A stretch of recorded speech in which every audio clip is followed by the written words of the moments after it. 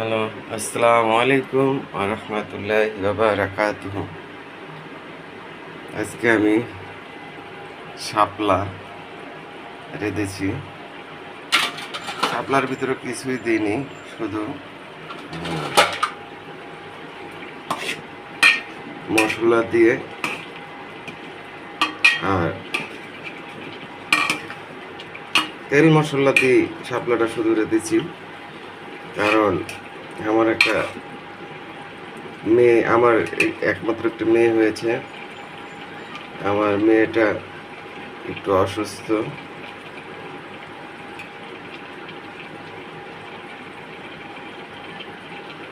তাই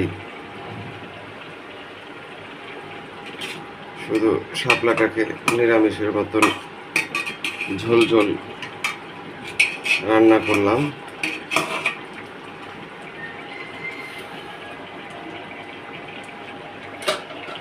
আর শাপলার পাশাপাশি ঝিঙা দিয়ে ডিম ভাজি করব।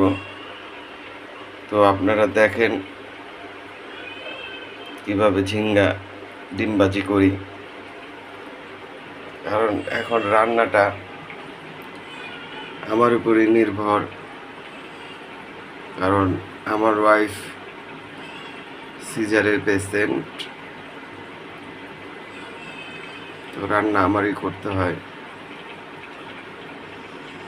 আপনারা সবাই দেখেন। এখন আমি দিয়ে দেব পেঁয়াজ,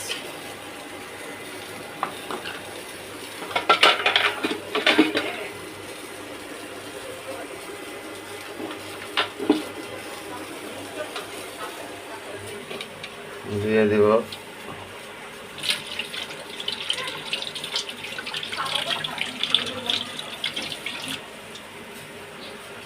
দুটা মরিচ,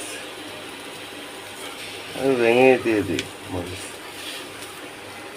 দিয়ে দেব একটু তেল,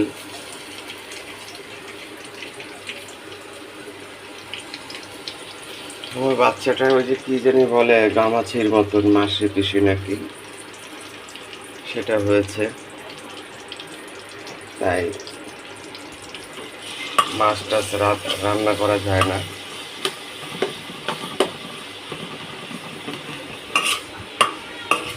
এটা হলে নাকি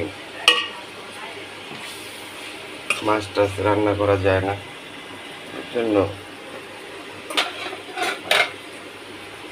আর করি না। ভাজা পোড়া তো করতে পারবো না, দিয়ে দেবো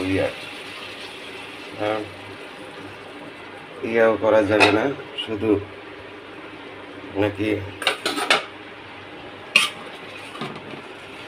একেবারে কষায় রান্না করতে হয়। আমি এটা কষায় নিলাম।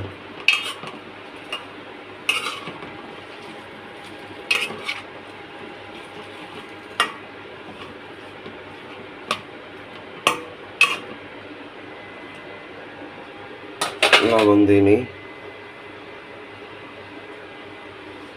একটু লবণ দিয়ে দিলাম।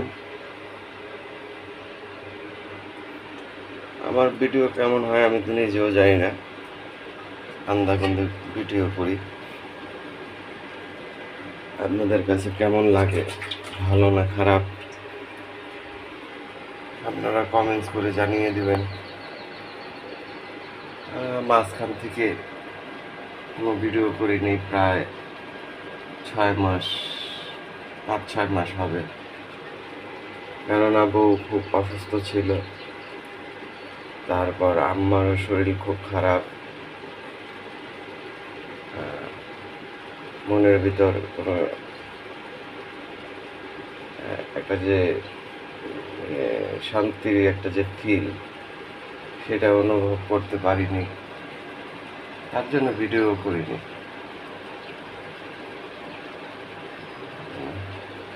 আম্মুর ক্যান্সার, সে কেমন দেয় সেই সাভারে থেকে।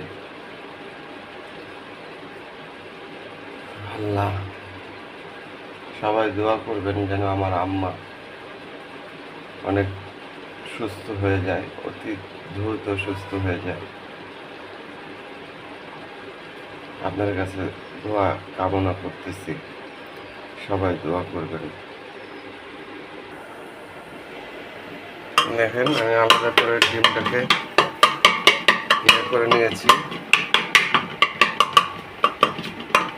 এখন ডিমটাকে ভালো করে নেড়ে নেব।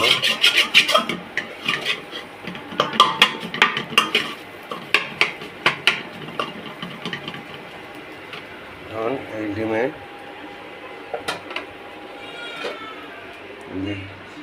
এটা ভেজে রেখেছিলাম ছেড়ে দেব। অনেকে একসাথেও করে, একসাথে ডিম ছেড়ে দিয়ে করে।